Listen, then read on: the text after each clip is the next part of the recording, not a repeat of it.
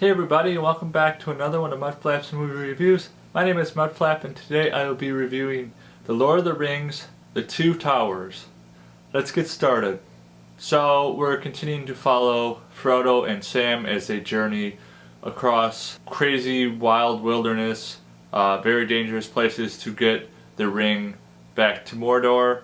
And meanwhile, while they're on that journey, Gimli, Aragorn, and Legolas are on their own side adventure to rescue Pippin and Merry from a band of Uruk-hai who have kidnapped them, and they are working to try to get them back. But there are a lot of side adventures that go on throughout this movie as well, but there's always that focus on Frodo and Sam that has just become more and more dangerous and more perilous, but they end up picking up an unexpected guide along the way. So my overall thoughts for this movie is The Two Towers is my favorite Lord of the Rings movie. I think it's the best made and the most accurate, I would say, when comparing it to the books. I also just really love, there's some really beautiful symbolism in this movie. I really like seeing Gandalf again. That was an unexpected surprise for me when I first saw this movie. Now that I've seen it a whole bunch of times, I know Gandalf is going to come back, but it's always just really great to see him come back because he's one of my favorite characters in this movie. But then also you get to see lots of different interactions between different kingdoms as Sauron's power is growing and he's starting to build his own army. Yeah, once again, Lord of the Rings is just such a beautifully made trilogy, and like every movie, it's always something special that they put in there, something new, some new adventure, some new character, just something that we can really immerse ourselves in even more. And The Two Towers, it's just an immaculate masterpiece. There's no doubt about that. My favorite moments, I would say, my top two are when Gandalf comes back as Gandalf the White. He explains he fought the Balrog, he was brought back to life, and it's a beautiful symbol of resurrection. And then my favorite scene is the battle for Helm's Deep. An absolutely incredible battle, and very impressive for its time. I was only 7 years old when this movie first came out, and it's crazy to think, it's been 20 years already. There's some special things like went into the making of that battle.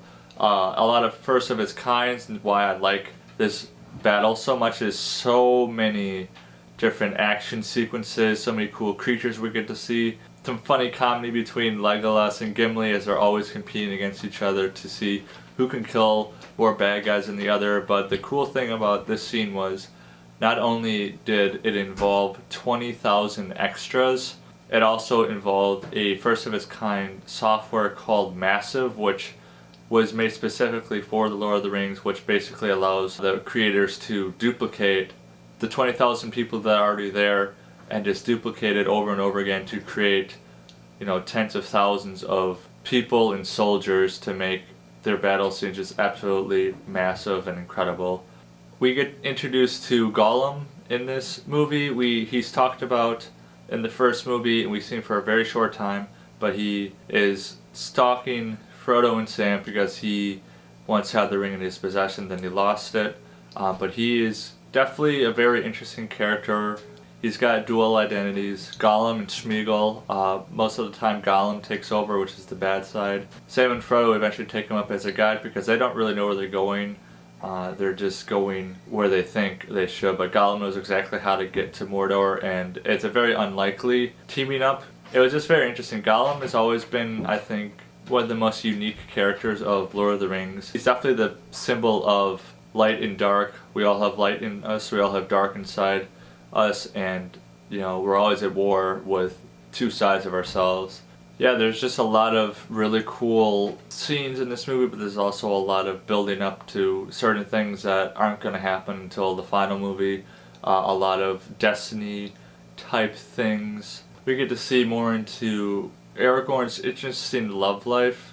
He was in a relationship with Arwen, who is the daughter of a half-elf known as Elrond, and they had a very special bond. And more focus is starting to be put on to Aragorn, as he is from the line of Isildur, who was the one who defeated Sauron the first time. And so there's a lot of building up to Aragorn's destiny in this movie as well. And then we get to see Merry and Pippin. They're on their own adventures, and we're starting to get more into their, they're always they've always kind of been the fun characters, but they're willing to prove themselves to others because they may be really small, but they want to prove that they have big hearts and they have courage just like everybody else. And we get introduced to the Ents, which are always a very cool creature to see.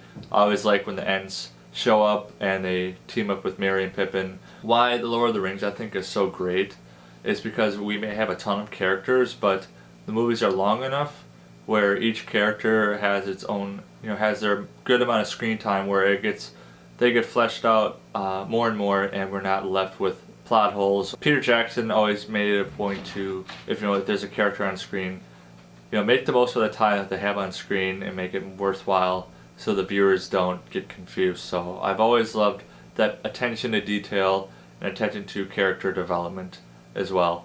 So for the Two Towers, I'm going to give it a 8.5 out of 10 Mudflaps. And before we go, drop in the comments below, what is your favorite Lord of the Rings movie? And as always, if you like this video, give me a thumbs up, hit that subscribe button, ring that bell, and I'll see you next time.